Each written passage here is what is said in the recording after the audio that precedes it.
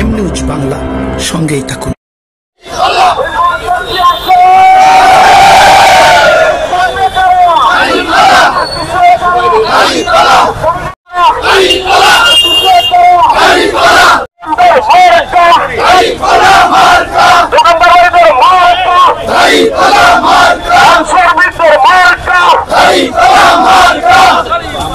জামাত ইসলামীকে এবং তার প্রতীককে, নিবন্ধনকে তারা নিষিদ্ধ করেছিল, কিন্তু আল্লাহর হুকুম ছিল যে তারা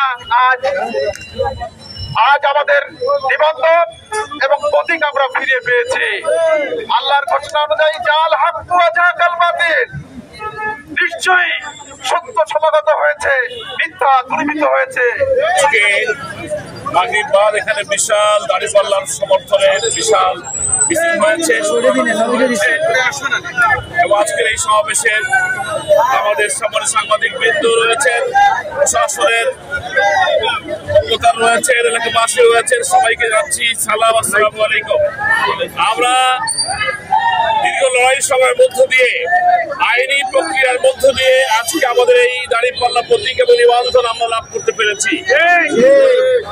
বিগত সরকার, আওয়ামী লীগের পতিত সরকার জামাত ইসলামী ধ্বংস করতে চেয়েছিল, জামাত ইসলামীকে ছাত্র শিবিরকে নিষিদ্ধ করেছিল, জামাত নেতৃবৃন্দকে মিথ্যা মামলা দিয়ে বিচারের প্রশ্নের মধ্য দিয়ে বিচারিক হত্যাকাণ্ড ঘটিয়ে আমাদের নেতৃবৃন্দ নিঃশেষ করা হয়েছিল। জামাত ইসলামীকে তার প্রতীক নিষিদ্ধ করে দিয়ে, নিবন্ধন বাতিল করে দিয়ে জামাত ইসলামীকে এম নিউজ বাংলা।